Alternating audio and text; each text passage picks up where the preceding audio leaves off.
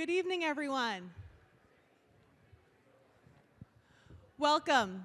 My name is Megan Pinkston. I'm the Director of Guidance here at North Andover High School. I'm happy to welcome you tonight to College Bound Junior Night. Tonight we have two parts to our program. The first part is we're going to have a panel discussion with two admission personnel who are experts in their field. We have a series of guided questions to ask them. And the second part of our program tonight, our school counselors team is going to take us through the various parts of the college search and application process from start to finish. All right, so to get us started tonight, joining us is Joseph DiCarlo and Andrew Carter. Joe is the Dean of Enrollment and Director of Admissions at Worcester State University. Andrew is the Director of Recruitment at the College of the Holy Cross in Worcester. They both have extensive experience in the college admissions process, and we're very lucky and happy to have you both here this evening.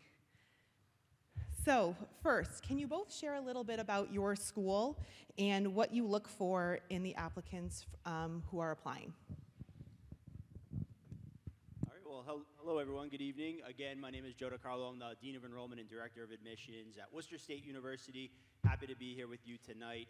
I've been in admissions for about 22 years, half of which has been at Worcester State. I think Drew and I have been doing this evening's college panel. We were trying to figure out how long it's been, but it's been quite a bit of time. So we always enjoy coming here and helping you learn a little bit more about the college admission process and hopefully help to demystify some things maybe that you think are about the process, but also we hope at the end of the night we always feel good if we can alleviate some of the stress, some of the concerns, some of the mystery behind applying to colleges. So we look forward to sharing information with you tonight. To share a little bit about my institution, just to give you, I think, a context of some of the options that are out there. Worcester State, for those that don't know, we're a public university. We're focusing in on the liberal arts and sciences. So some of our more popular programs are business administration, biology, criminal justice. A lot of our students study nursing. We also have a great psychology and education program. But in total, we offer about 90 different majors and minors, and we grant four-year bachelor degree programs at our university. We're medium sized, so we have about 5,000 students on our campus, about 4,500 undergraduates, and then we have a graduate school as well, where we have close to about 500 or so students studying in our graduate school.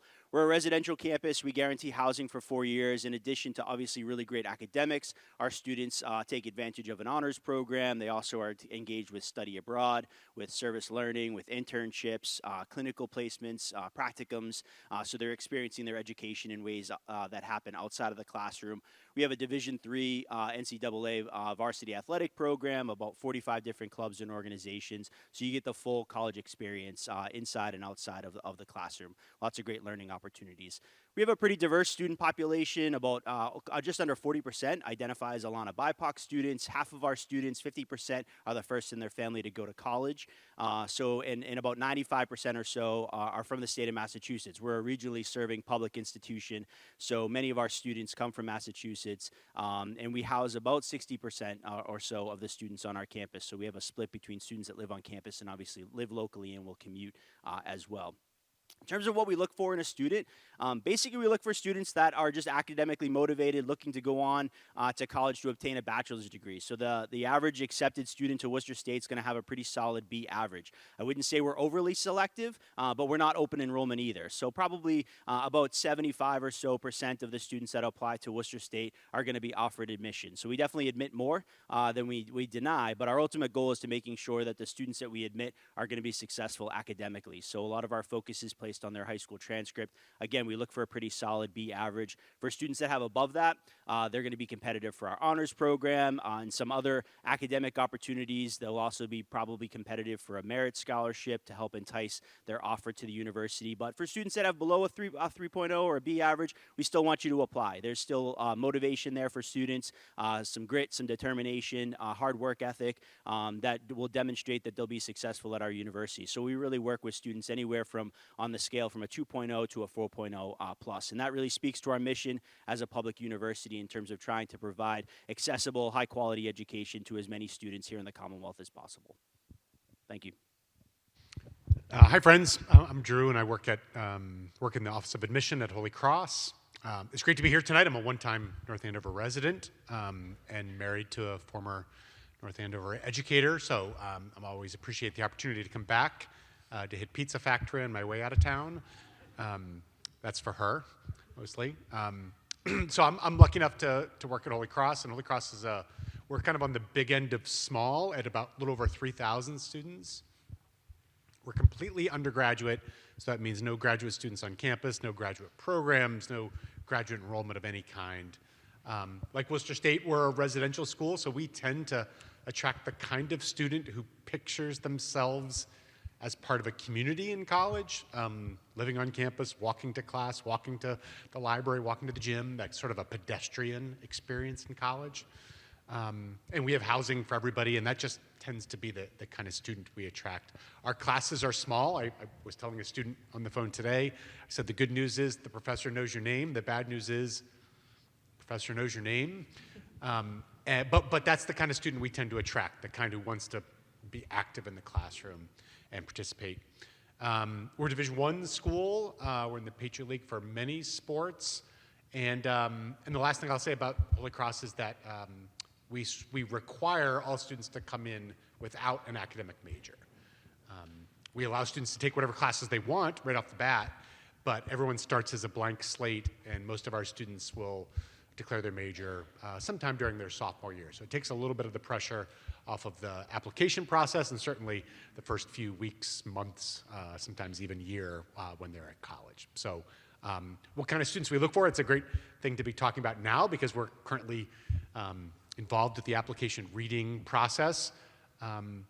Academically motivated students, certainly we don't require students to know what they want to study, so that's not something we're looking for, but students who've done well, who have chosen rigor when appropriate, and then also students who have thoughtfully engaged in the college search period of time. We recommend interviews as a part of our admission process, certainly offer a wide range of opportunities for students to visit campus or to engage virtually, so we do like to see students who have been deliberate in their choice to apply to Holy Cross, and we are always excited to have the opportunity to learn more about them than just might be available in the application. So I'm going to ask some questions about the college search process. So as students and their families start to initiate the college search process and build their lists, what advice would you give for starting to look at schools and building a balanced college list? I'll say something. I'll say like two quick things. The first thing is I think it's important to just provide especially our high school juniors, with some exposure. That exposure might be virtual exposure with the website, it might be a conversation with a currently enrolled college student, or it might be in-person exposure on a college campus. Because as adults, what we want to do is start asking them questions about their preferences, big school, small school, what do you want to study, all these things. But we're asking them about their preferences for an experience they haven't had yet. So I think we just need to provide them with as much exposure early in the timeline, which is where we're at between now and probably June, and exposure with low stakes, right?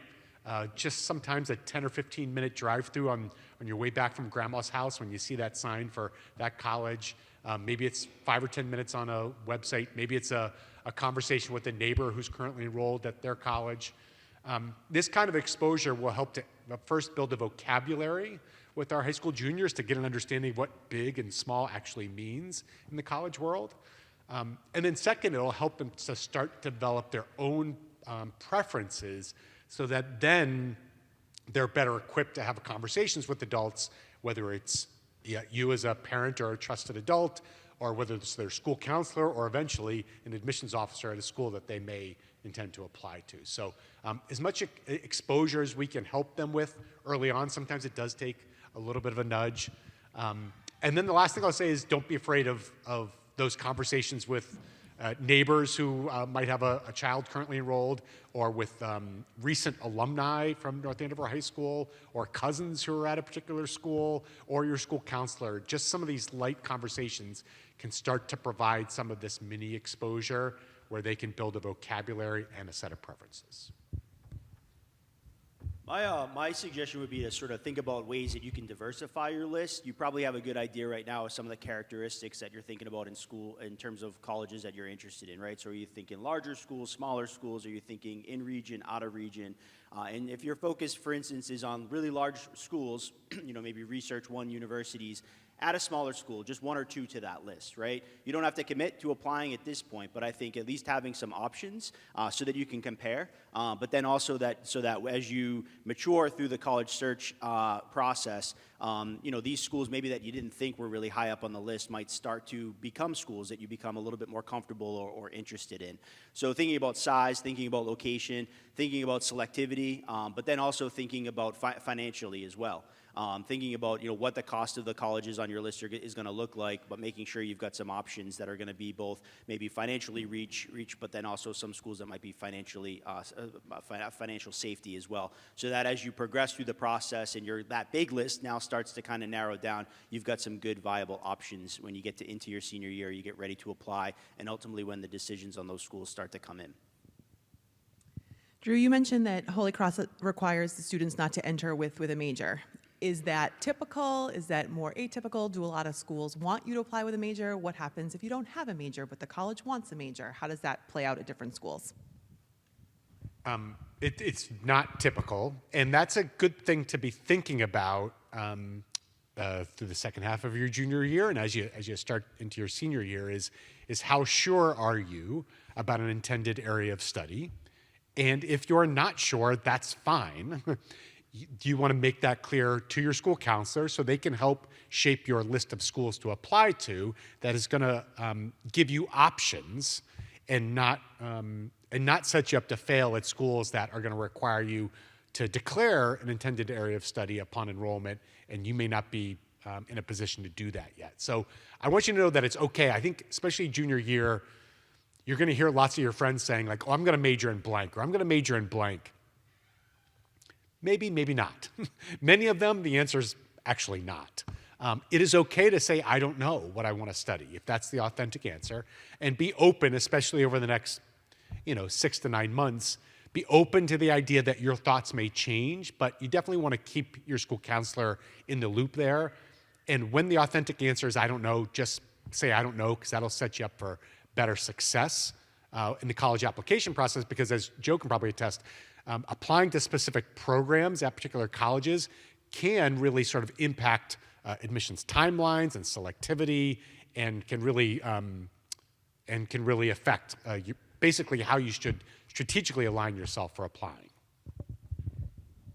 Yeah, on the contrast at Worcester State, we do encourage students to choose a major coming in, but there is some flexibility. You're not necessarily locked into that program, and honestly, undeclared is an option on the application for students to check off, and almost half of our students that apply for admission to Worcester State will come in undeclared with a major. Of those students that come in with a declared major, a good portion of those will change their major during their time at Worcester State, and that's okay. That's part of the college exploration process, right? You're going to be exposed to classes, to majors that you never knew you were interested in, and we love that when students experience that in college. I changed my major a few times in college before I actually ultimately settled in on a program. Our students have until their first 45 credits, which is halfway through their sophomore year, before they have to officially declare their major. And we actually require that they complete 2 programs of study, a major, either 2 majors or a major and minor as part of their 4-year program at Worcester State. So there's schools that have you just come in, completely undeclared. There's other schools that will have you indicate an interest, and undeclared could be an option. But one of the nuances at Worcester State is we do have one major that is a direct entry only program, and that's going to be our nursing program. Some other schools might, their pharmacy program, or their physical therapy program, or maybe some of their engineering programs might also be direct entry only programs. So it is a good thing to keep in mind. It's a good question to ask, like the individual colleges that you're looking at, if they truly can come in undeclared, or are there any of your programs that are direct direct entry only programs. Our nursing program is direct entry, so your only opportunity to apply and be admitted into that program is as a first-year student. You can't change your major into nursing at a later time. You can't come in as bio and then look to change to nursing, later in your first year or your second year. And the nursing program has additional or higher admission standards. It also has an earlier admission deadline than all of our other majors. So that's where, Drew was alluding to the fact that the process could be different for some of those majors. So although generally our students have lots of flexibility and they can come in as a business major and change to political science if they want, there are some programs that may be direct entry only programs where your only chance to apply and get admitted into that program is as a high school student coming in for the first time. Great. Thank you. What do you think is important for families to keep in mind as they start to visit college campuses?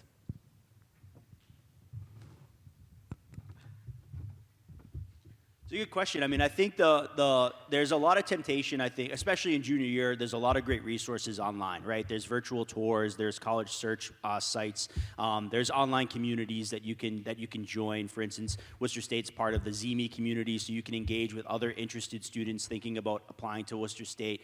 But there's nothing that's ever going to replace actually physically getting on the college campus. And I think it's a really great activity for both the students and the family members, the parents to engage with together. I think on campus, it's important to understand that usually the students that are going to be showing you around campus are, they're an extension of the admissions office, right? They're hired by the admissions office. They're student tour guides on most college campuses. They're going to be trained. They're going to be somewhat scripted, but certainly encouraged to provide their own flavor, or interject their own experiences to make what they're sharing with you authentic. But I think sometimes it's really helpful if you have the opportunity at the end of your visit to stray from the traditional campus tour when it's all finished and done before you head home. Walk through the student center, pick up try and read the signage in terms of some of the events that are happening around campus to get a more genuine, authentic idea of what the campus may have to offer beyond what you might get from the actual official campus visit, whether that be through the open house program or through campus tour and information session. I think the only thing I would add is to know that the dates that you think are obvious to go visit the college campuses they're obvious to everyone. So if you're there on a school holiday, the tour is going to be packed and maybe even at capacity. That doesn't mean it's a bad thing. It just means that parking might be a little more challenging and that tour group might be a little bit bigger. Also know that, to Joe's point, right, I think there's value in the admissions experience, but don't overlook the value that comes from being away from us and just wandering the campus a little bit. If it's not an official visit, that's fine. You can still, those 15 or 20 minute drive-through or walk-arounds I do them all the time at college campuses, and you can learn a lot by hitting that student center and grabbing a smoothie and a scone and heading back to the car. There's a lot of value in that. So it doesn't always have to be so involved, your visit to a college campus. It can be. We like our jobs. But it can be low stakes and a quick visit to see whether it's worth a revisit at some point that's for more involved. I will say open house events are fake. They're not like real days on college campuses, but they are great opportunities to be able to speak to faculty or administrators and really to sometimes move beyond the admissions experience. So those can be really good events as well. So I'm going to transition into asking some questions about the application process. What application deadlines does your school have, and how would you advise students on choosing which application deadline is best for them? So at Holy Cross, it's mostly simple. We have a November 15th deadline. That's early decision. It's our first round of early decision, and that's a binding application whereby the student commits to enroll if admitted. And then our other deadline's January 15th. That's both for regular decision, where admitted students would have until May 1st to decide. That is also our second round of early decision deadline. That's a binding application as well. Deciding where to apply is a great journey you go on, where you listen to lots of people and you listen to your friends and your family and your school counselor. And once you've got your list of schools that you're applying to, then almost an even more important conversation needs to happen, and that is, what round am I going to apply to each of those individual schools? You certainly can talk to lots of people. It's really important to consult with your school counselor on that conversation. Probably nobody's better equipped to advise you based on your application, your academics, your interest in that school, and your interest in general, and that particular school's policies and procedures. They're going to be the best person to advise you about which round to apply, because that can be a really important decision to make, not just about the school, but which round to apply as well.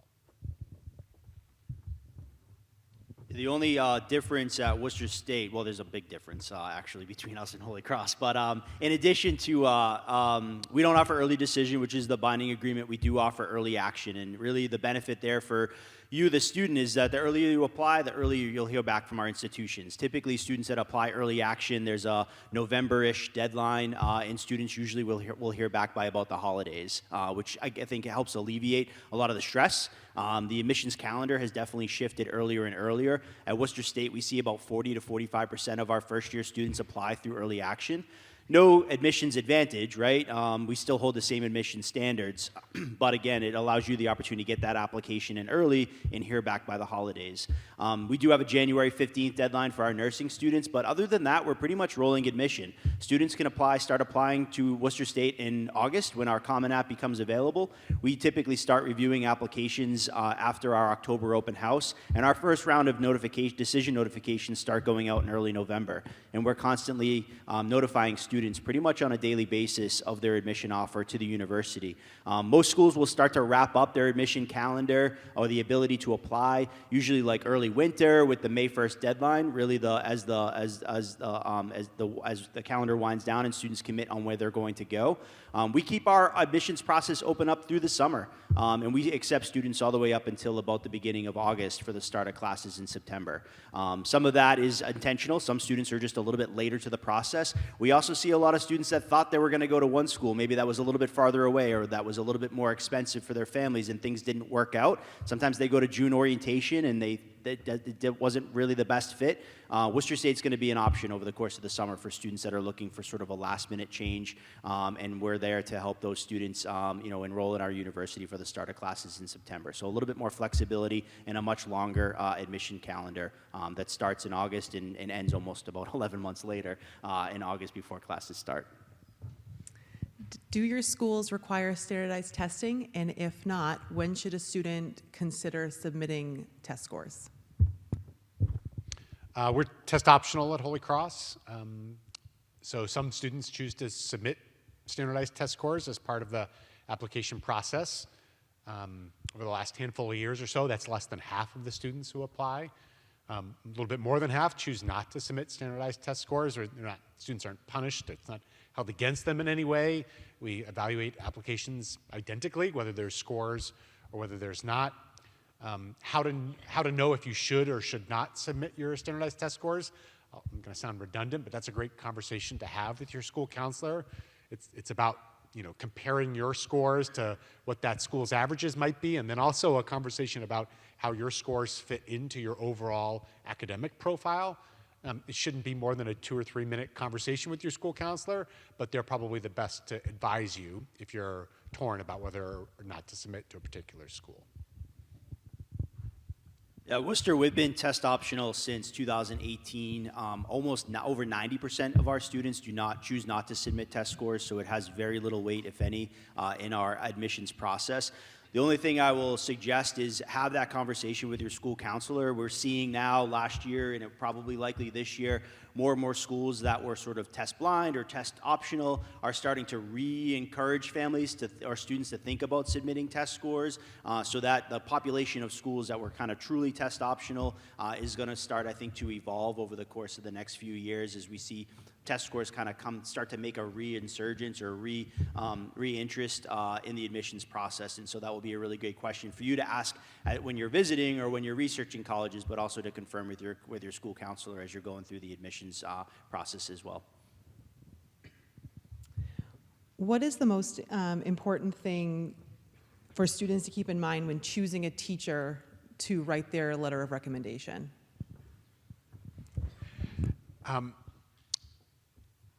I think the most important thing Well, I'll say a few things. I can't say one most important thing. Number one, I think the priority is how well that teacher knows you, and what that teacher would say about you, right? Often students think they need to choose the teacher from whom they got the highest grade. That could work for you or may not work for you. I think what matters most is how well that teacher knows you and what they'll say about you. And a teacher who knows you very well and who would say really wonderful things about you could be in a class that you got one of your lowest grades, and that's totally fine. We still see the grade whether the teacher writes your recommendation or not. So think about, how well they know you, what they would say about you, and then also about what sort of class you took them for within your academic progression, whether it was ninth grade, whether it was from a core academic class. If you are torn or confused, maybe you're applying for an engineering program and that school may require a recommendation from a math or science teacher. Again, consult with your school counselor, have this conversation early in the timeline so they can give you good advice about who to approach to ask for recommendations. Okay, I'm going to move on and ask some questions about admissions. How do you weigh various parts of a student's application when making a decision? I'll kick us off on this question. I mean, really the admissions process, our goal is to ensure that we're enrolling students that are going to be successful on our campuses, right? We're trying to build a community. We want students to be successful academically. We want them to contribute to campus life in whatever form that might take. And we generally want good people on our campus. At Worcester State and schools that are similar to ours, first and foremost, the most weight that we place is going to be on your high school transcript, right? That's your academic preparation in high school and an indication of the transition and likelihood that you're going to be successful in our classes at Worcester or on our college campus, wherever that may be. And what we're looking for in that transcript is really all those different academic indicators. So we look at your course selection, we look at your rigor of your curriculum. Have you, beyond the standard college prep level courses, have you challenged yourself with honors courses or AP courses? Are you taking advantage of any dual enrollment opportunities? We're looking at your grade trends over the course of your 3+ years of high school. So all of those factors, all those things, it could also include a cumulative GPA, are going to play, or at least at Worcester, are going to hold the most weight in the admissions process. If you're a solid student, 3.0 and above, you're going to get into admission at Worcester State. Below that, then other components of the application become more valuable, such as the letters of recommendation, your essay, your teacher recommendations, things along those lines. But for us, first and foremost, the most weight is going to be placed on the transcript and all that information that we're gathering from the transcript in terms of how you've prepared yourself in the classroom to be ready for college. Joe nailed it. I have nothing to add other than this. I was online the other day, and believe what you hear from admissions people, believe what you hear from your school counselor, do not believe what you see online. It's garbage. And I was fed some video. I don't know if anyone else has seen this video. It's obviously based on my demographics. I get a lot of college admissions video. But it was a guy on camera, and whoever was off camera was naming extracurricular activities, and then he was scoring their importance in the college admissions process on a 0 to 10 scale. Has anyone seen this video? Okay. Garbage. Like, there's no disagree button, but I would have slammed that disagree button. I couldn't disagree more. Talk to your counselors, talk to admissions professionals. Academics is the first part of the conversation of your application review at every school you apply to. No one's giving a 0.5 level grading scale to your extracurricular activities. Disagree. What do admissions officers want to read about or not read about in your college essay? Maybe I'll take the first one. Generally speaking, we want to read about what you want to write about. Not because we're so interested in what you want to write about, but generally because what you want to write about makes for the best essay. We read so many essays every year, and oftentimes, I'm going to admit, I read a lot of essays today. It is not uncommon to be bored reading a student's essay. And I think in that situation, I actually think the student was bored writing that essay. And often that comes from students when they've chosen a topic that they think they're supposed to write about, or their family thinks they should write about, or their friends think they should write about, or they read online that they should probably write about. When I find myself mostly engaged with a student's essay, it tends to be on topics that they really wanted to write about. And it doesn't have to be something that's a life-changing event. It doesn't have to be about death or divorce or a house fire. Sometimes the small topics can make really great essays. So choosing a topic that you really want to write about is it's a way to sort of take control over a part of the application that you actually control. And frankly, it can at times be a way to put forth your best essay. I don't think in the 20-something years I've been doing college admissions in the 4 different institutions I've worked at, I've ever seen an essay make or break a student's acceptance to the school that I've worked at. So in terms of what not to write about, I think definitely avoiding the shock value, right? We've come across essays that have gone to a very dark or uncomfortable place, and you have to wonder, what is the motivation there, right? Are you going for the shock value so that the essay stands out, or is it a cry for help? And sometimes it's had to be escalated, where we've had to reach out to the school counselor to say, hey, are you aware that your student submitted their essay about this particular topic? Because it could involve some pretty heavy topics. And keep in mind, too, we're individuals, we're humans who don't really know you, right? And there's cause for concern there. So I think to the extent that you can avoid going to a shock place, just keep it safe, because again, it's not going to necessarily make or break your admission. What we're generally looking for in the essay is to learn something from you that we haven't maybe learned in other components of the application. You don't have to necessarily tell us what's been already written in your teacher recommendations or your school counselor recommendation. We don't need a narration of your resume. So it is an opportunity for you to speak directly to the admissions committee and share information about you that you think, again, when you think about us trying to build a community, how you're going to contribute, how you're going to add value to our college campus, what we're learning that we aren't learning from other components of your application, which can be done in a way that is effective. And quite honestly, the other piece is, how are you able to follow directions and submit a grammatically correct writing sample as well? That's the other piece of what we're looking for in the essay. If we ask for 500 words, were you able to keep to the 500 words? And were you able to submit something that clearly you wrote and was done in a way that demonstrates your ability to write a well-read, cohesive essay as well. So we're not trying to game you. We're not trying to trip you up in the process. It's just an opportunity for you to demonstrate your writing ability, but also for you to share information with us that maybe we would find valuable in envisioning you as a student on our campus. Does your school offer interviews? And if so, what role do they play in the admissions process? We do offer interviews at Holy Cross. There's a lot of confusion around interviews in the world of college admissions. Some schools will offer them, and many schools will not. And that does create a lot of confusion about if a school offers them, and if they do, when you should do them. Do you have to wait till you apply first? I mean, most schools that offer interviews are pretty upfront about it in their messaging on their website. They're very upfront about their timelines and deadlines. I say that now because I got about 10 emails today from students asking for interviews, and our deadline is passed, and they know it. So that's something to be aware of. It's something to have a conversation with your school counselor about if that's a school you're interested in and you're thinking about applying, when might be the best time to interview. Simply put, it's just a conversation. It's not a contest or a quiz. You're not asked any questions to which you don't already know the answer, because the questions are about you.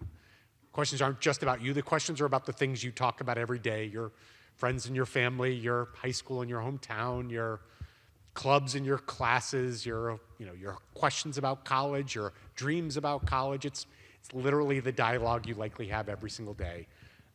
It can add like a dimension to your application. It can add sort of color to a black and white application. But noteworthy, right? Like I said, not all schools offer them.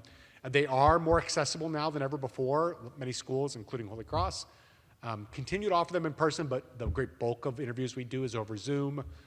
There's a product out there now called Glimpse that a lot of colleges are accepting where you're able to record a sort of a video message to add to your application. So there's a variety of options out there. It's something to keep your mind open to, particularly as you get into this summer, because checking little things off your list like interviews when it applies, that's a great thing to sort of knock out of the way over the summer.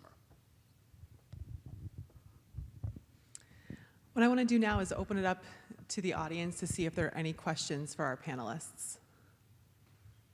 Yeah. I have two questions. One is, I've heard that colleges, schools like their acceptances to be sort of more accepted, like a commitment.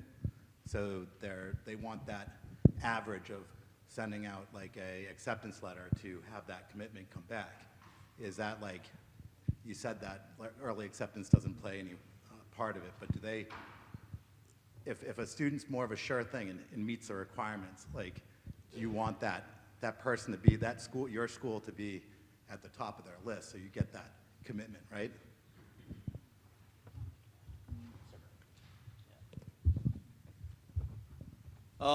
So I think what you're getting at is sort of, how do we project how many offers we make for admission and how many students will likely end up enrolling? Yeah, your guess is, your guess is as good as ours to a certain extent. I mean, a lot of historical data, but every year things can be a little bit different. So very much like, maybe hotels or airlines, right? We typically will overextend. So for instance, at Worcester State, just to throw out some numbers, we'll get over 5,000 applications. We accept about 75% of those applications, so you're looking at like 4,000 or so accepts, and we look to enroll about anywhere between 800 and 900 first-year students. We definitely have to over-accept because we know that students are going to have multiple acceptances, right? And so some years that yield, the number of students that take us up on that offer is better than other years, but we have enough historical data to go back and sort of figure out, based upon the number of acceptances we have, we can average out that rate to determine the likelihood of how many students we're going to enroll. I have a lot more flexibility generally for the university. Like one of my programs, my nursing program, I have a set number of students that I can enroll each year. So that number, although I might have a 70 to 75% accept rate, generally for the university, for nursing, it could be 20 to 30%, right? Because at such a high demand program, I can admit fewer students because it's a high demand program that I know I'm going to meet the 90 students or so that I need to enroll in the program. So we always have to explain to our presidents and to board of trustees that the work that we do is not an exact science as well. We can utilize data, we can utilize historical information, but a lot of it is student behavior. A lot of it's set by things that happen that are well beyond our control, right? We know that the Common App typically has changed the college demographics because it has made it very easy for students to apply to a lot more colleges. When I applied to college, I'll date myself here. I graduated college in 2003, so it's been quite some time. I applied to 3 schools. Students now, their lists are 10, 15, on average, I think it's probably around 10 or so, but there are some students that apply to 15 or 20 colleges. So it's almost a guess for us as well in terms of trying to project those students that are likely to enroll. But there's some predictors. If a student applies earlier in the process, if they've visited campus, if they open up our emails, those are indicators that demonstrate to us that there's a higher likelihood that a student is going to at least have us high on their list, if not have us at the top of their list, than a student that has never visited campus, has never engaged with us, and submits an application. But at Worcester State, that doesn't matter. We don't factor demonstrated interest. We don't look at predictors in our admission process. We're going to admit students that are academically qualified to the university. There are other schools that maybe have a much higher yield percentage that may look at demonstrated interest and offer admission to those students that are demonstrating some engagement with the university and maybe not be as anxious or eager to admit a student that really has never engaged with their university before, because they don't have to do that. They don't have to admit as many students to meet their enrollment goal based upon their higher yield percentage, if that makes sense. Other questions? Oh, yeah. Is there any chances, I know the college tours, but is there any opportunities to like shadow a current student, like, for a day? The question was about can a high school student shadow a college student for a day? Colleges have a variety of programs available like that. Some schools might offer that in the spring for high school juniors. More commonly, it could be offered in the fall for potential applicants for high school seniors. And then maybe even more commonly, it might be offered in the spring of senior year for admitted students to help them make their decision. Those can be really great programs.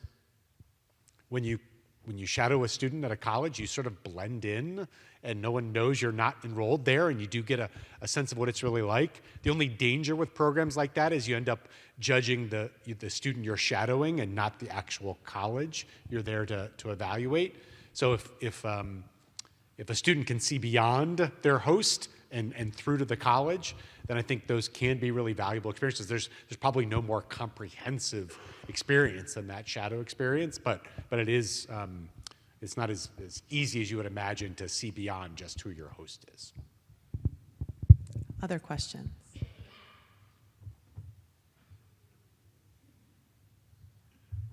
All right, thank you so much.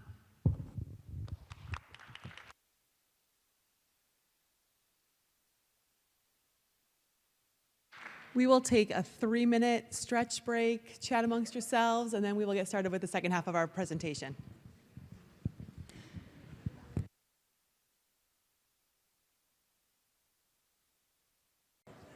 All right, we'll get started with our second portion tonight.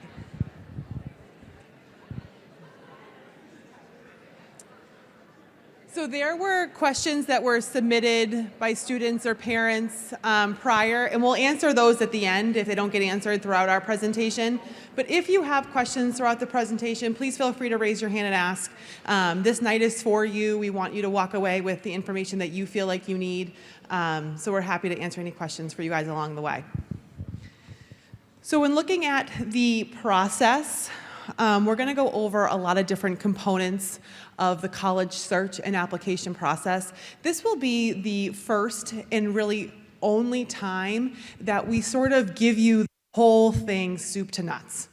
And the reason why we do this now is because it's good to have this overview of sort of what's going to happen when. And then the reason why we don't do it again and again and again is because it's overwhelming.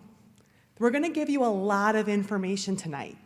And after tonight, we want you to start focusing and thinking about what should we be doing now or next, right? So we're going to give you a lot of resources about timeline and when things should happen and how things should happen.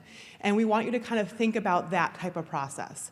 We don't need you to kind of be looking at the whole process the whole time, because that can feel really overwhelming when you look at all the things that you don't know how to do that you're going to have to do over the next year. But we're going to give it to you all tonight, step by step, so you have a full picture, and then we're going to make sure that we break it down for you and your students over the next year and a half or so. All right, Ms. Regato, up first. Hi, everybody. I'm Miss Regato. College Bound Junior Night, the college search, the process in general, brings a lot of mixed emotions. I know for you as the students, you as the parents and guardians, us as the guidance counselors. I don't want to speak on behalf of all my friends over here, but the public speaking and sweat fear is real. But we're also super excited to start talking to you guys about life after high school. And breathe, right? Like, there are thousands of schools. There is a place for everybody. This first slide is really talking about some of those soft skills, those informal and low-risk steps you can be taking after today to start talking and thinking about college. It is a very individualized process, and you're all going to want and need and hope for different things. So yes, talk to your friends, your neighbors, your parents, but also do a lot of reflecting there too. It's super important that you're asking questions, that you're dreaming or thinking about where you see yourself in 5 to 10 years. And I don't just mean academically. We're talking professionally, sure, maybe even geographically, where do you want to live? Those are all things that are just fun to think about and might help tailor your college search process.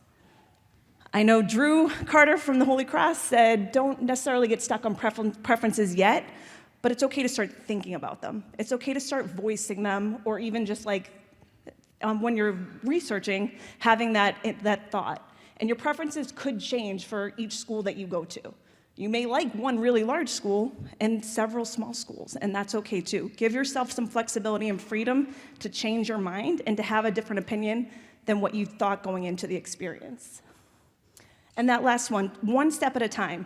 Ms. Pinkston just said, this is a massive process and it takes a lot of time. You're all gonna be at different spots, different mind frames, different emotions throughout the process, but as long as you stay organized in whatever system works for you and understand that every college wants something different, every major wants something different, and you just gotta be mindful of that. We're gonna chunk it out and we're gonna be here to help you along the way. Ms. Pinkston, all right. Real exciting topic here, standardized testing. I swear my friends have me go first so they all look better when I'm done.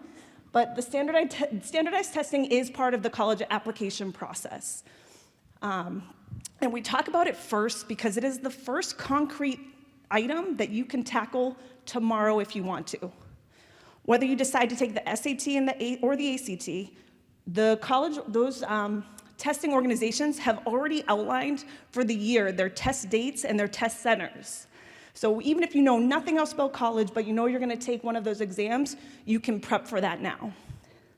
The perks to doing that is you can pick a testing location that's close to you before it fills up, and you can also plan in advance. If you know you have a sport or an extracurricular of some sort that's coming up in the spring, you can work your schedule around that. Can you go back real quick? Sorry. The SAT and ACT, you might not know where to begin with that, what the differences are, which one to take. From a college standpoint, they don't really care which one you take. And prior to more recent years, they were very different exams. They are more and more similar, but here's like the big differences. The SAT is gonna test you on reading, writing, and math. It is digital, and digital only, and it runs for about 2 hours and 14 minutes.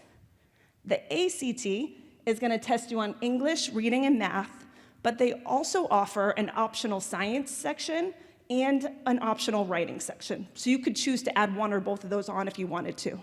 I know you all want to add more testing time to your Saturday. But the ACT also does digital or paper, and their test without the additional sections is around 2 hours and 5 minutes. These additional notes are just super important for you to have in mind. We will remind you of them as we meet with you guys as well. But number 2, keep your account and your login information. We do not have access to your College Board or your ACT accounts. We do not have access to contact those organizations on your behalf. So here's where that organization piece is really important. Start writing down your usernames and your passwords, and make sure that your parents have access to them too. They might need that.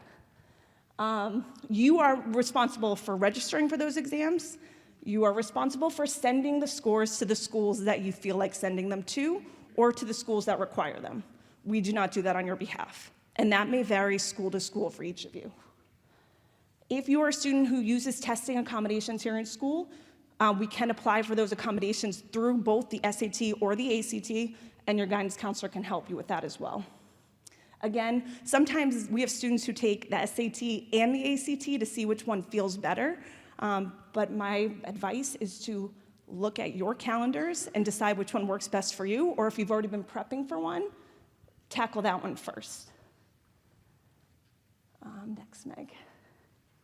All right, for your records, and again, this will be online, these are the upcoming SAT and SAT dates. You will notice there is one almost every month from here on out, and that you want to register a month in advance at the very latest. They do have that late registration deadline, but at an extra cost. And again, if you're being mindful, you can avoid that and make sure that you have a seat at a location near us. Just food for thought, the SAT was already released that they're going to do October, November, and December test dates. So if you plan on taking a test more than once, just know that those windows exist and you would still be eligible for the early decision and early action deadlines, unless it's like early October or end of September. All right, test optional policy. You heard both Drew and Joe mention test optional policies here. There are schools that will certainly request or have demands for your SATs or ACT scores. We see more and more of that each year, like they mentioned. But there are schools that are going to give you the choice. And once we get into Naviance, you'll be able to see what the data looks like, and you'll be able to choose which schools you send those to.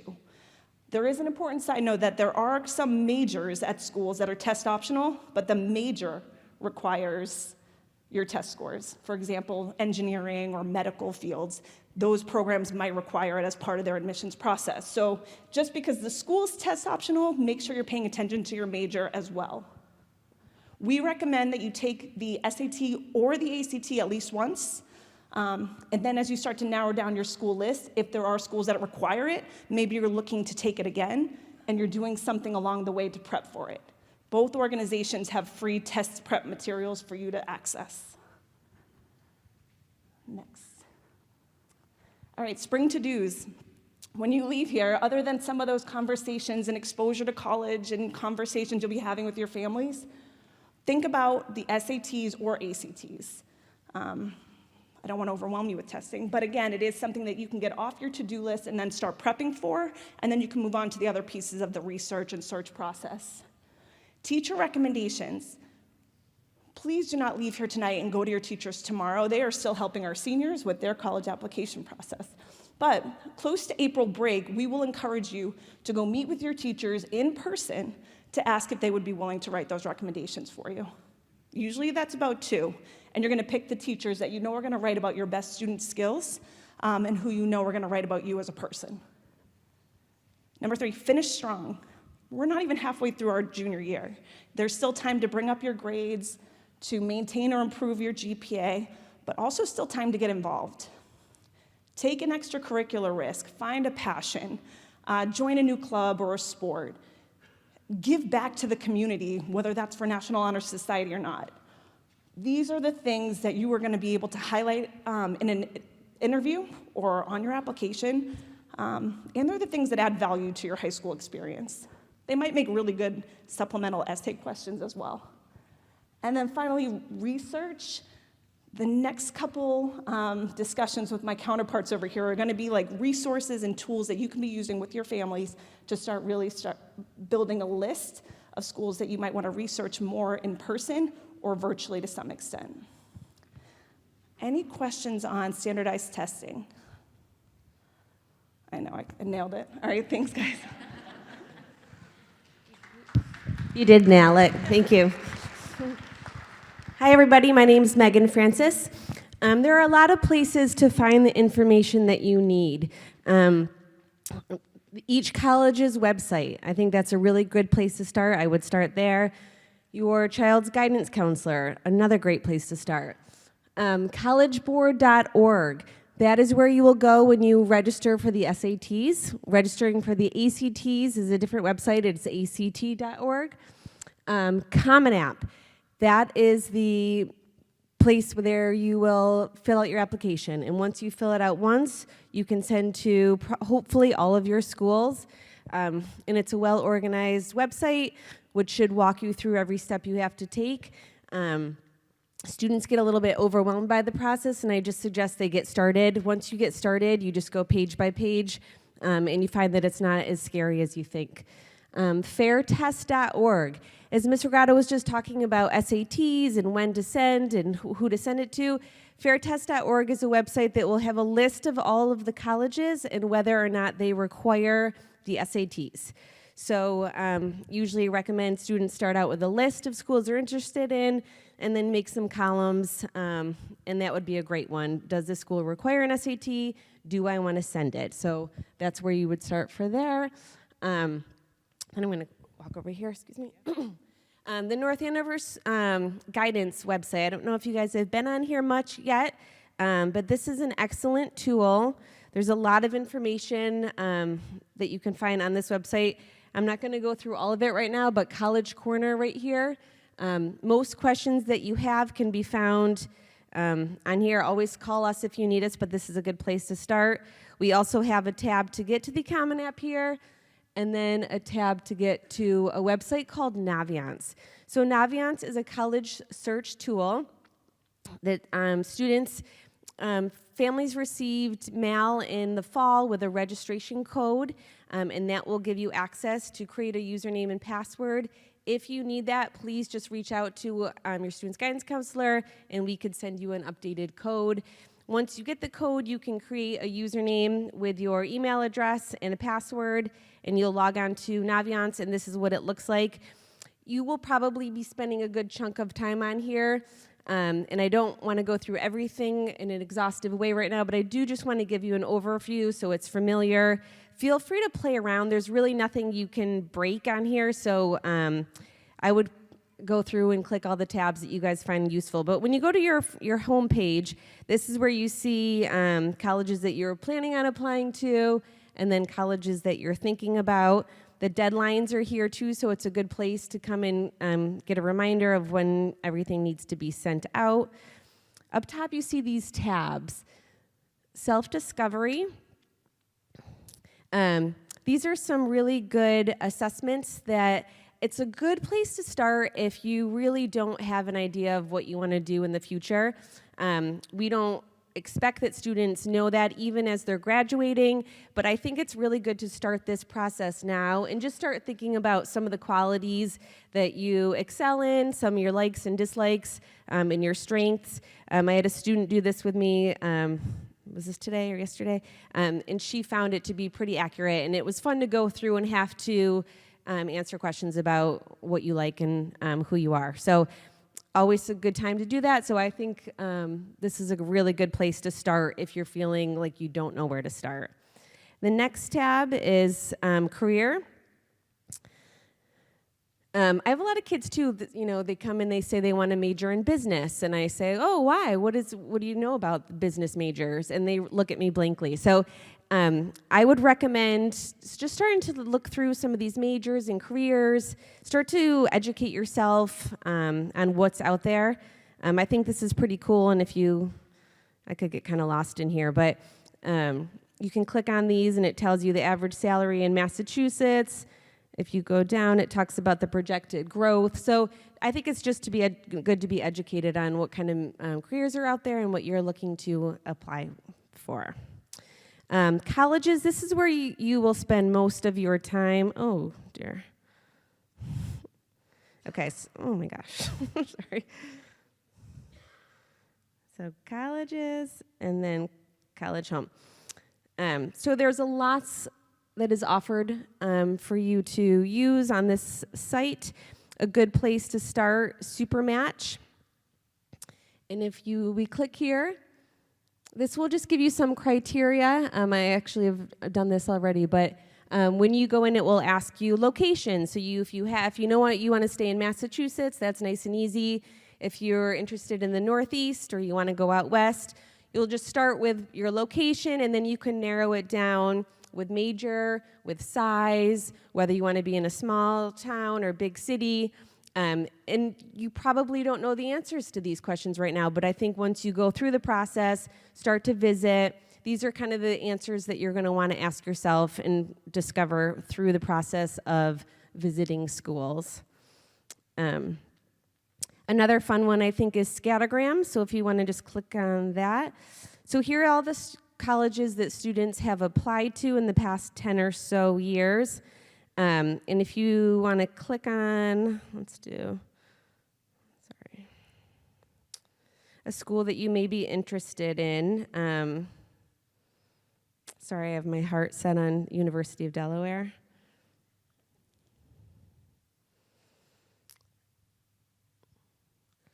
And then it will give you an overview of the school. It has some great pictures that I think are fun to look through. And then as you scroll down, here's a scattergram. So these shapes are representation of students who have applied to University of Delaware in the last 10-ish years. The green checks, those students were admitted to the University of Delaware. The red X's were denied, and the purple shapes were deferred. So As you're making your list, I think it's helpful to go look at these visuals and see if I was a student and I was interested in the University of Delaware, this would be a school where I would feel very confident in my application. Obviously, nobody knows what the future holds. Nothing is guaranteed, but there's pretty good odds that if I apply to this school, I will get in. As you make your list, and one of my peers will discuss this a little bit later, you're going to want to find some schools that look a little bit like this, and some schools that may be a little more challenging to get into. But this is Naviance. I encourage you to go play around with it, and we'll work with the students individually in small groups and show them around as well. But it's a really, really great and helpful tool. There's many other search engines for college searches on the internet, but this one in particularly compares you to previous North Andover High School graduates. So it's a really accurate look of admissions for your child. Any questions for me regarding Naviance? All right, thank you.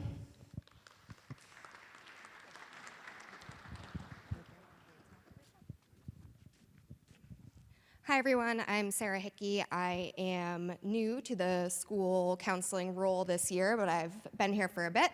I'm going to talk to you a little bit about what your college search process will look like individually as a student. Naviance is a great resource, all online, gets you some good data. What does that look like in real life? I made out like a bandit tonight because Joe and Drew did an excellent job covering a lot of things I was going to talk about, so that will save a little chatter from me for you all. But we're going to talk a little bit about research and action, and by that I mean, what does it look like when you are researching these schools behind the computer screen, right? And that's when we talk a little bit about demonstrated interest in student engagement, which are some terms that you heard from the guys on the stage and you might continue to see. In its simplest, that is just saying, how can you engage with colleges, with universities in a really concrete, meaningful way? That's important for two reasons here. One, you as a student, it's going to give you a really good idea of, do you like this school? Do you not like this school? Do they have programs you're interested in? And on the flip side of that, in terms of the admissions process, as you heard, schools can take demonstrated interest in student engagement into consideration while they're reviewing your application. One of my friends down here mentioned the supplemental portion of our applications, which is something that we'll talk about with you. But essentially, they are looking for some additional information in your application aside from the general questionnaires and essays. By doing some of this research and engagement, you will be better suited to answer those questions because you'll have real hardcore examples to provide about why you're interested in that school, right? So what does that look like? Visit campus. I think that's really the biggest thing. I know it can be difficult, especially if you're looking out west, down south, wherever you're looking. So virtual tours are great, but whenever you can get on campus, whether it's a drive-through or a formal tour, definitely do it. You can attend an event on campus, whether that is open house for a general overview, but I'd also really recommend catching a game, especially if that's something you're into and looking for in a school. Check out athletics, check out their drama departments, see if there's an art gallery with an event. Go through, because those are some things that you're hopefully going to be doing while you're a member of the school community. Drew talked a lot about interviews up there. Might be a great idea if your schools offer them, will help you through that. Or even requesting to sit in on a class or shadowing another student, okay? Getting social, following on social media. I would not get bogged down in the TikToks as those guys were talking about up there. But if you like a school, I went to UMass Amherst, I follow them on Instagram. I love to see what they're doing. It gives you a really nice snapshot into different events they have on campus, and they might post about different opportunities for potential students.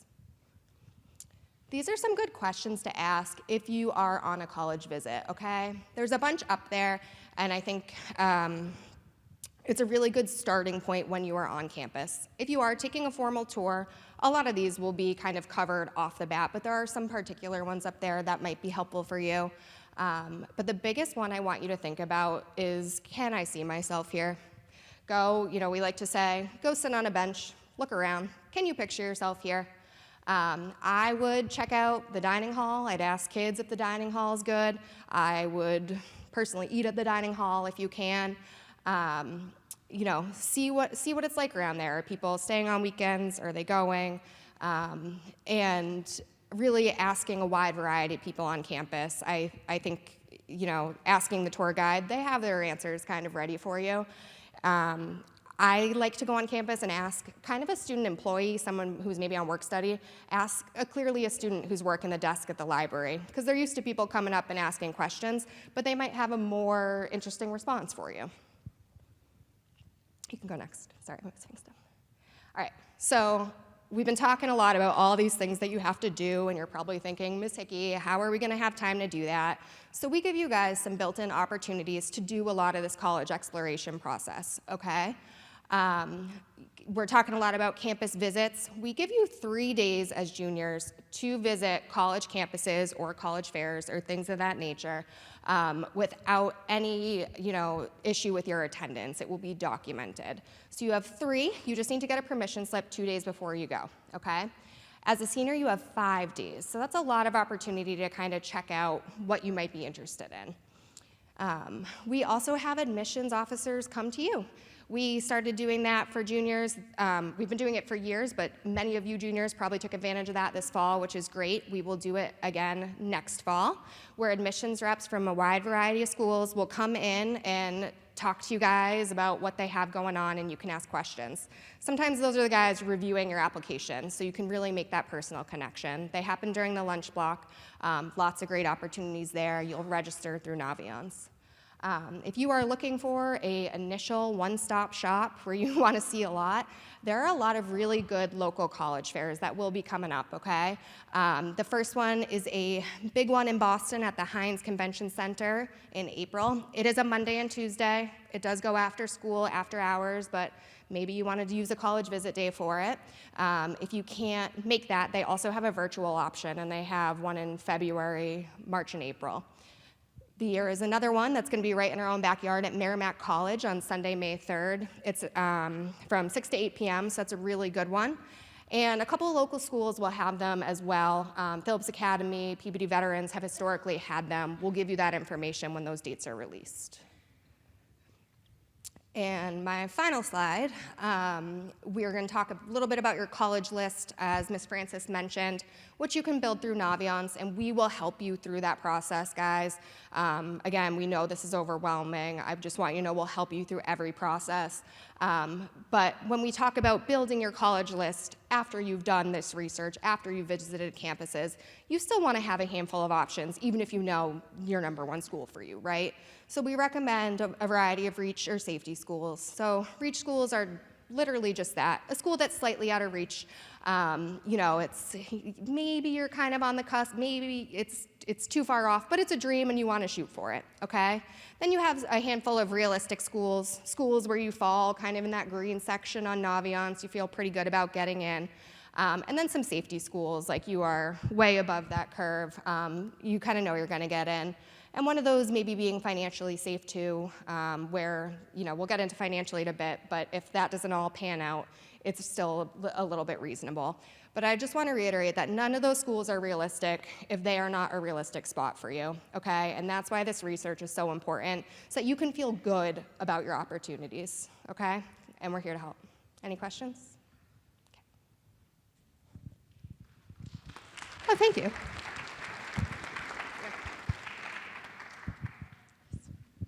Hi, everyone. I'm Miss Espinosa. I'm new to the guidance department here at North Andover. Next part, we're going to go into application types and deadlines. So we talked a little bit about this earlier of early action and early decision. So with that, you're applying earlier and you get to find out if you got in earlier. Typically those deadlines you're seeing around November, but there can be some even as early as October 15th. So if there's schools that you're interested in that you want to be applying to early, make sure you're really keeping an eye out on those deadlines. Also specific programs such as like nursing, engineering, keep an eye on those deadlines too, because sometimes they can also have earlier deadlines. And then for the difference between early action and early decision, early action is non-binding. So if you get an acceptance, you can still choose to apply other places, maybe apply apply to several places. But with early decision, if they're accepting you, then that is binding and you are going to be going there. So it would be expected that you would discontinue your college search elsewhere and you are committing financially to that school as well. For regular decision, usually those deadlines are anywhere from January 1st even into the beginning of March. So you have a little bit more time with those. And then you would be hearing back from schools about your acceptance March into April. And then rolling admissions is just that, it keeps rolling. So as they get your applications, they're reviewing and they're making their decisions. So probably earlier on, you're probably hearing back a little bit quicker versus a little bit later on when a lot of other people are also applying. So for the application, the main thing you're going to be using is the Common App. There are some schools that will have you do a school-specific app, but all of them are pretty much the same. You're giving the same kind of information and doing your essay and all of that. So don't worry if there's a few schools you have that have school-specific apps, you're plugging in a lot of the same information. Beyond your personal statement, you may also have some supplemental essays, so that's something to kind of keep in mind as you're exploring schools and seeing what's required. Also with applications, there's application fees. So I know there's been some talks around applying to like 15 schools, 20 schools. That can get super duper expensive. So it's a great conversation to have with your guidance counselor to maybe narrow down your list and see what makes more sense for you in terms of your schools. So we'll look at the Common App and just kind of go through this quickly. So you're entering in your personal information. That's going to be your demographic information, who you are, your name, where do you live, your family information, who do you live with, your parents, your guardians, and your education, where do you go to school, what classes are you taking, what grades do you have. Testing, this is the part where you're going to be putting in your SAT scores, ACT scores, or if you're not going to be sharing that information. Activities, and the next couple parts is where you kind of get to show yourself a little bit more. So your activities, schools really want to know what you do in your time outside of school. Your transcripts, your grades, that tells them, okay, this is what we know about you academically, but your activities and your essays are really where you can bring yourself to life in your application. And no activities are off the table. It doesn't have to be something super formal, but it absolutely can be. So, work or internships, volunteering, clubs, sports, different kinds of activities, drama, theater, all of that. But maybe you help take care of younger siblings. Maybe you babysit cousins on weekends. Maybe you help out at your family business. Those are all really great things to include in your activities section. And then for your essay, again, another part of the application that helps you come to life, right? You want to be writing about something that's meaningful to you, as that was discussed before. I know they mentioned if they're kind of bored reading the essay, they can guess you were kind of bored writing the essay. So write something that is, that sparks your interest, that you're really interested in. And that also gets to share just about you as a person and what's important to you. And now, I love this form. This is my favorite form. This is going to be very important, but you don't need it right now. You will get it plenty in the fall, but we want to just do a little bit of an overview for this. So this is the transcript request form. So in an email, you might see that TRF from us. We have plenty available in the guidance office, and you can also access it on our website as well. But this is the way that we're going to keep track of the schools that you're going to be applying to. So you guys as the students, you're responsible for, completing that application, submitting all those materials, and then us as your guidance counselors, we're going to be sending over the things from the school end. So your letters of recommendation, your counselor recommendation, your transcripts, all of that. So that we're on the same page, this puts us onto the same page. So your top part, your name, date, who's your guidance counselor, so we know who it gets to go to, and then each of the schools that you're going to be applying to with their information. Say you know 15 schools that you're applying to. Grab 3 of those, clip them all together, that's totally fine. And then you're going to let us know how your admission type, so if it's regular decision, early action, all that, when's the deadline for that application, the 2 teachers that you've asked for letters of recommendation for, and then how are you applying? Is it through the Common App? Is it a school-specific app or not? Like I said, it's not something you need to worry about now, but it will be very important later. One of the most important things with this form is that we would like to have this into the guidance office at least 30 days before your first application deadline. So if you know you're applying someplace early action and that's October 15th, we need that by September 15th to allow for time for the counselor rec to be written and the letters of recommendation for your teachers, all of that. It does take time, and everybody's doing this all at once, so definitely 30 days beforehand. Any questions for me from this section? Yes.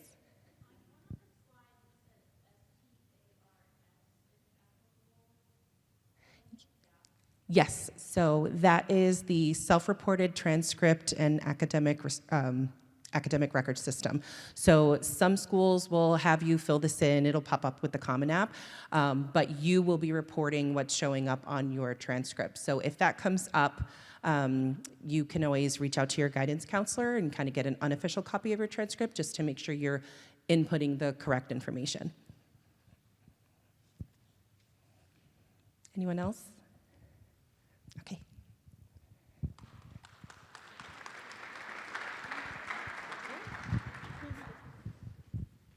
Hi, I'm Sarah Coles. I am going to be talking about financial aid. So as your child is applying to schools, you guys are going to try and figure out ways to pay for schools. So there are a couple different components to the financial aid package that schools are going to send you once you apply. There is need-based grants, merit-based scholarships, loans, college work study. So need-based grants, merit-based, and scholarships, you don't have to pay those back. So anything you see on your financial aid package that indicates those, you do not have to pay back. Need-based, they are typically given for athletics, academics, any special talents, or any need-based student. Merit-based, sometimes it's part of the financial aid package, but just sometimes schools will give you merit money based on your transcript alone. So students with high GPAs applying to some schools, they'll automatically get merit money based on their performance in high school. Student loans, these must be repaid. There are a couple different types of loans. There's subsidized, unsubsidized. So subsidized are for undergraduates with financial need. These loans do not accrue interest while you're in school. The government covers the cost of the interest. You don't have to start paying them back until about 6 months after you graduate. The unsubsidized loans are for undergraduate students and graduate students, regardless of need, so a lot more students can qualify for this, and they do accrue interest immediately. There are two different ways that you can apply for financial aid. So the FAFSA, it's a free federal financial aid. You're going to fill that out. They're going to ask you a lot of invasive questions about your finances, income, things like that. It is free, so if you find a website that they ask you to enter a credit card, you're on the wrong website. The FAFSA will use, it's called an SAI, the Student Aid Index. That will determine how much money each school will give you guys. There is a CSS profile, so if you're sitting here saying, well, I won't really qualify for federal financial aid, but I am applying to a private school, or my kids are applying to a private school, we've called a bunch of private colleges, and they say even if you think that you don't qualify for financial aid, you should be filling out the CSS profile. This money is college-specific, so they get big donations each year, so your kid might qualify for more money at a private school than they do through federal financial aid. If you make under, I think if it's under $100,000 a year, the application's free. If you make over $100,000 a year, it's a $25 application fee for the CSS profile. Generally, both of these are due about the time that the application is due. So if you have an early action deadline of November 1st, November 15th, you want to make sure that your financial aid forms are filled out and submitted somewhere around that time. Okay? Let's see, what else? Both of these applications open, so if you want to know when you can start applying, you don't want to wait. It is pretty invasive. They want to know about your finances. Both of these applications open on October 1st, so you can start filling out information then. North Andover High School in October will offer a financial aid night.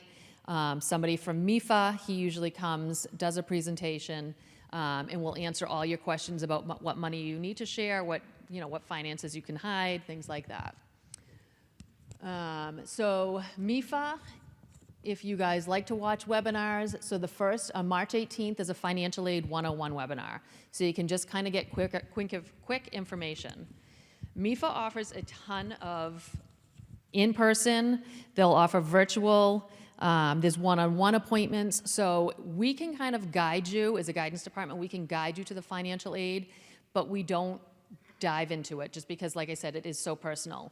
MIFA will sit with you. If you call them, they'll answer one question. If you want to sit with them and start your application and finish your application, MIFA will do that.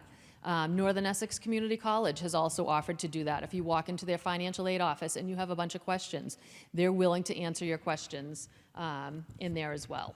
Merrimack used to do it. I haven't asked them in a while, but anybody who lived in North Andover, they loved our students, so any questions that you had, even if it wasn't Merrimack specific, they were happy to answer your questions as well. Okay. Mass Educate is fairly new, so it's for any Massachusetts resident who has resided in Massachusetts for a year or more. It covers tuitions and fees. You have to take a minimum of 6 credits. So if you want to go to school part-time, you're taking 2 classes, and you decide that that's too much, you drop down, they're going to make you pay for that 3-credit course that you're taking. But if you're carrying 4 or 5 courses per semester, they will pay for that. There sometimes is a fee between $600 to $1,000, depending on your income. They might waive that as well. So for any Massachusetts state community college, you will probably, if you've lived in the state for a year or more, will qualify for Mass Educate.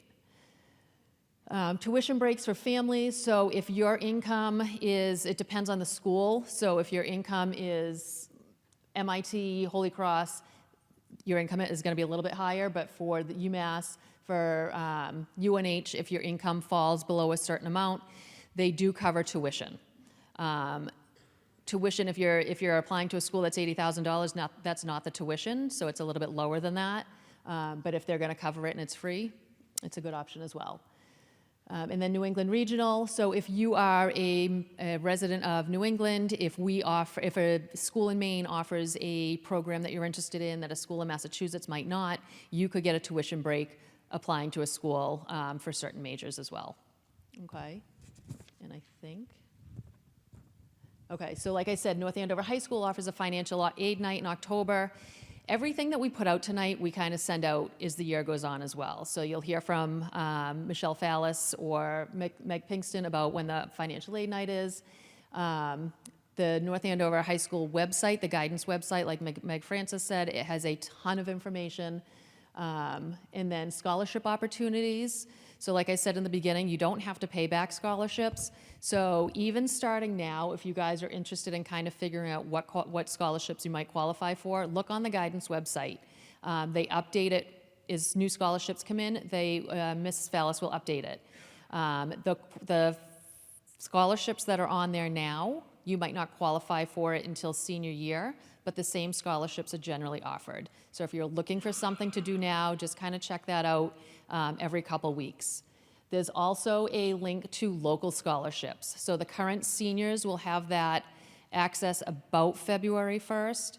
And it's, athletics, it's local banks, local urgent cares, the elementary schools that you went to. So anywhere that you guys can apply for scholarships that you qualify for, apply. $500 might cover a couple books. So you never know what you might qualify for. So definitely start looking. Wherever your parents work, there might be an opportunity for a scholarship. So check that out as well. Okay? Questions on financial aid? No?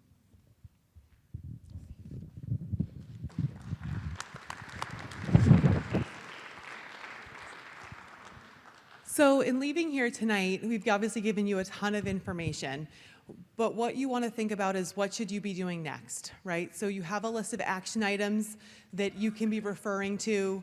Your counselors will be starting to meet with students individually as we kind of progress through the end of winter, early spring, and having these individual meetings with students to start having these conversations about building college lists.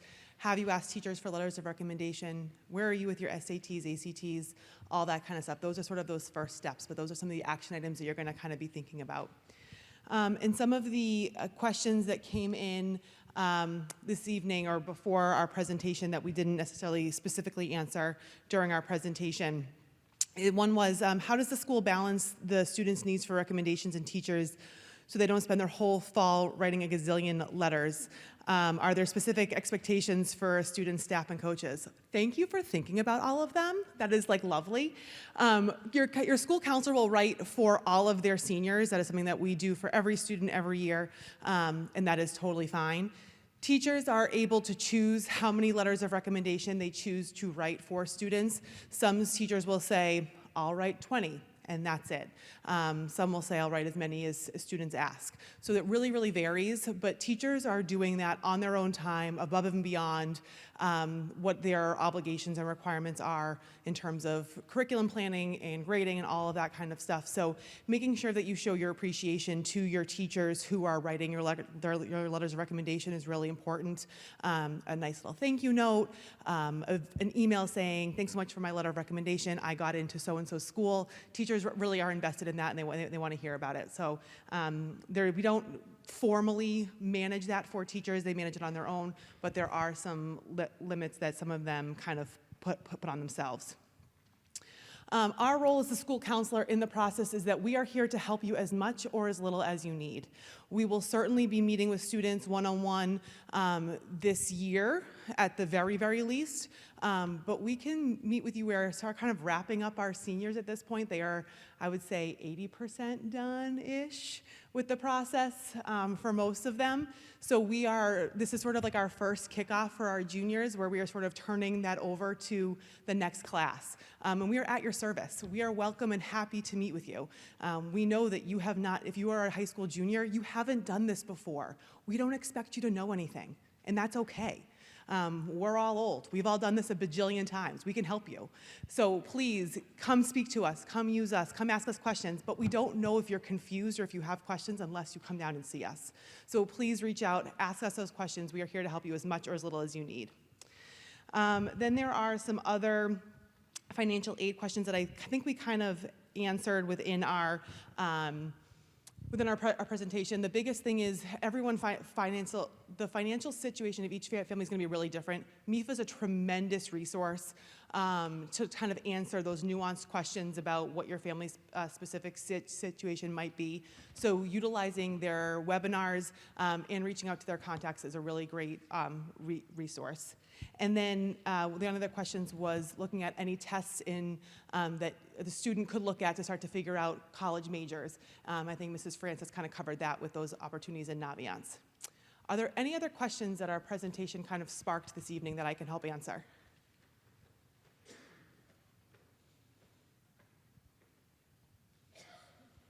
Yeah. Have you guys ever had a student not get into any colleges? The question was, have you ever had a student who didn't get into any colleges? No. Have you guys ever? No. So we work really hard to build a list of schools for students that has a nice range, both with reach, match, and safety, but also a list that they would be happy attending, right? So if someone puts a safety school on their list, but then the next words out of their mouth is, but I would never actually go there. Why is that school on your list? Why are we doing that? Right? So really working with students to kind of have that balance and have that experience. So we're giving them a range of schools, but also schools that they're excited about. But don't jinx us. Any other questions? Yeah. I'm just curious, are these slides available online? Yes, we will be posting these slides, and we will also be posting our video from tonight. So if you like are bored, you want to rewatch this, like we'll be available so you guys can rewatch this and all that information too. But yeah, we'll be emailing all the slides. Other questions? Yeah.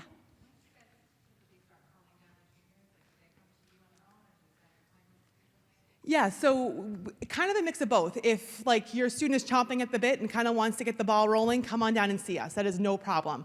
Most of the time we're starting, I would say early March is where we're kind of starting to work through our list of students, but we're certainly happy to start earlier. We kind of do this as the kickoff in January. We give you guys like a month and a half to kind of explore a little bit on your own, and then we kind of jump in and say, where are you in the process? But happy to start earlier, no problem at all there. Other questions? Yeah.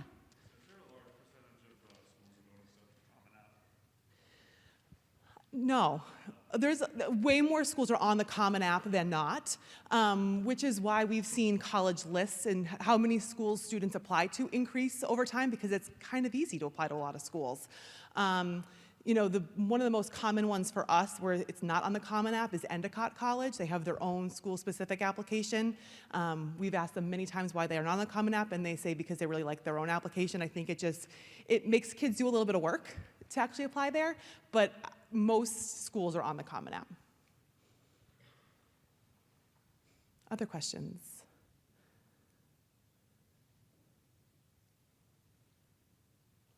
Thank you all for coming this evening. Please feel free to reach out with any questions you might have.